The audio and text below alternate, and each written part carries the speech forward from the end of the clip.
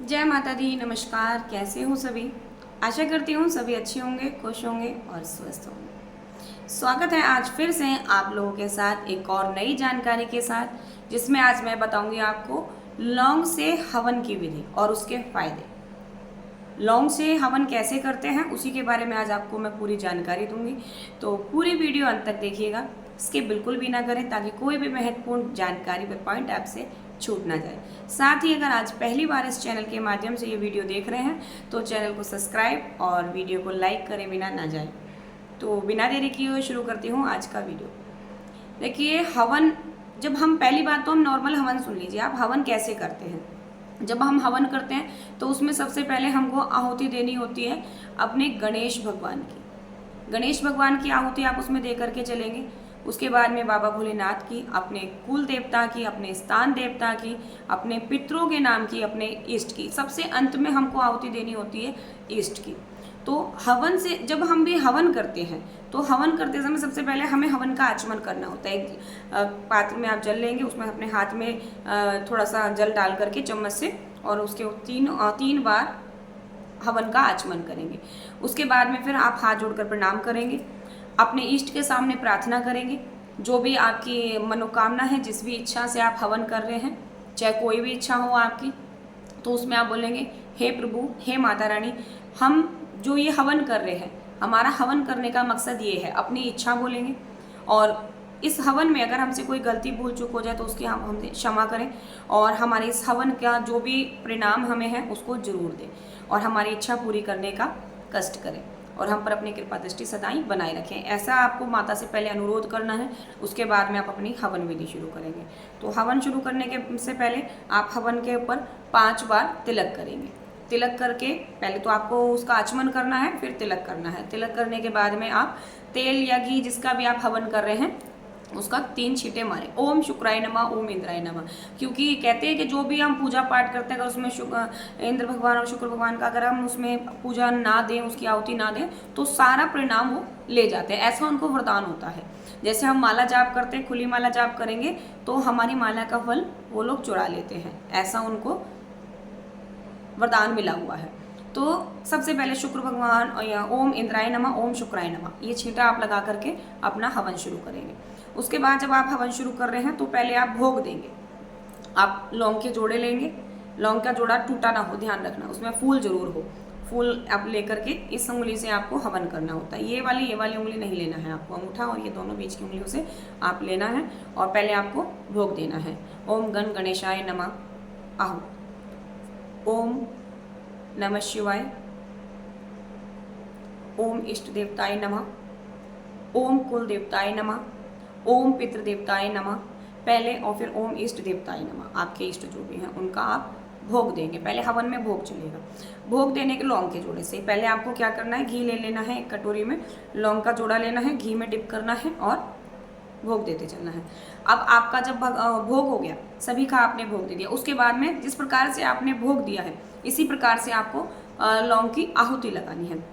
3 आहुति आपको सभी के नाम की लगानी है। गणेश भगवान की, बाबा भोलेनाथ की, अगर आप जिस भी इष्ट को पूछते हैं, जिस भी देवी देवताओं को पूछते हैं, सभी के नाम की आपको उसमें आहुति देनी है। और सर्वप्रथम उसमें आपको कुल देवता, स्थान देवता और अपने पितरों के नाम की जरूर आहुति लगानी है। अंत में इष्ट की आहुति देनी है आपको। तो इष्ट का जो आपका मूल मंत्र है उसकी आप 108 की आहुति, 21 की आहुति, 11 की आहुति, जितनी चाहें उतनी आप दे सकते हैं। हवन में आहुति भी आपको इसी प्रकार से देनी है। लौंग के जोड़े हाथ में लेने हैं, डिप करना है आपको, और जैसे आप माँ काली का हवन कर रहे हैं तो उसमें ओम क्रीम कालिकाय नमः स्वाहा बीज मंत्र का अगर आप हवन करें, फिर ओम क्रीम कालिकाय नमः घी में डिप करेंगे, स्वाहा। इसी प्रकार से ओम गण गणेशाय नमः स्वाहा, ओम नमः शिवाय स्वाहा, ओम बटुक भैरवाय नमः स्वाहा, ओम हम हनुमते नमः स्वाहा। ऐसे ही आपको 2 लौंग के जोड़े लेने हैं, घी में डिप करते चलना है और आहुति देते चलना है। आपके अंत में रह गई आपकी इष्ट की आहुति, उसकी आप जितनी चाहे उतनी आहुति देंगे, जितना आपका मन है। 108 की, 21 की, 11 की, जितनी आपकी श्रद्धा है उतनी आप उनकी आहुति लगाएंगे।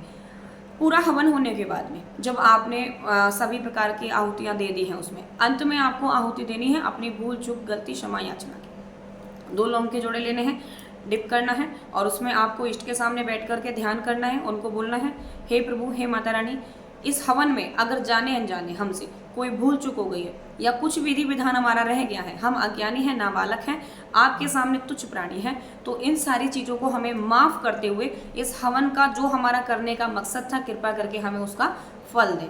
और उसको आपको अंत में उस लौंग के जोड़े की भी आहुति दे देनी है। आहुति देने के बाद में फिर दोबारा से आपको पानी लेना है, हाथ में आचमन कर देना है अपने शरीर का। वहाँ पर आपको माथा रखना है, माथा रख करके आपको नाक रगड़ करके माफ़ी मांगनी है। नॉर्मल सा सादा सिंपल मैंने आपको हवन विधि बताई है, इस प्रकार से आप अपना हवन करिए। और लौंग के हवन से फायदे, लौंग के हवन से फायदे, जो लौंग घर के अंदर जलती है तो उसमें जो चटक पटक की आवाज़ आ रही है और आपका जो भोग स्वीकार हो रहा है, इसका भी मैं वीडियो बना करके आपको दूंगी कि लौंग चटकने के कारण बच्चे बोलते हैं हम लौंग की आहुति देते हैं, वो चटक कर बाहर गिरती है, आवाज़ करती है, इसका क्या कारण है, क्या कोई गलती हो गई हमसे, तो उसके लिए भी वीडियो बनाया हुआ है, उसको भी जा करके चेक कर लेना एक बार। तो आपने जो आहुतियाँ दी हैं उसमें से थोड़ा सा ले करके इस वाली उंगली से, ठीक है, और इष्ट के सामने हाथ करके, हे प्रभु, ये आपका प्रसादी रूप में मैं आपकी भभूत ले रहा हूँ, कृपा करके मेरा सही मार्गदर्शन करिएगा और मुझे गलत रास्ते पर चलने से बचाइए, मेरे हवन का पूर्ण फल मुझे प्राप्त हो और ऐसे ही अपनी कृपा दृष्टि छत्र छाया मुझ पर बनाए रखिएगा। अपने मस्तक पर लगाएंगे, कंठ पर लगाएंगे, आपका हवन संपन्न होगा। नाक रगड़ करके अंत में माफ़ी मांग करके आपको अपना आसन छोड़ देना है। हवन खत्म होने के बाद तत्काल आपको वहाँ से सफाई नहीं करनी होती है। हवन शांत हो जाए अच्छी तरीके से, उसकी आग शांत हो जाए, उसी के बाद में आपको वहाँ से हवन शांत करके उठाना है, उससे पहले आपको हवन नहीं उठाना होता है। तो ये थी नॉर्मल से सादा सिंपल हवन की जानकारी। और यदि आपको किसी भी प्रकार का कोई भी हवन की विधि चाहिए या कोई जानकारी चाहिए तो पीछे दिए हुए कॉन्टैक्ट नंबर पर आप संपर्क करके हवन विधियाँ मुझसे ले सकते हैं। हर प्रकार की हवन विधि आपको प्राप्त हो जाएगी, किसी भी देवी देवता की, इष्ट की, जो भी आपको, पितृ की, जो भी आपको हवन विधि चाहिए वो आपको इस नंबर पे कांटेक्ट करके प्राप्त हो जाएगी। साथ ही अगर आपको पर्सनली कांटेक्ट करना है, पूछा लेनी है या अपना समाधान ऑनलाइन चाहिए तो यही नंबर है, इसी नंबर पर आप मुझसे कांटेक्ट करके अपना समाधान करवा सकते हैं। तो मिलते हैं आपसे नेक्स्ट ऐसी ही वीडियो में और अधिक जानकारी के साथ। तब तक के लिए सभी को जय माँ काली, हर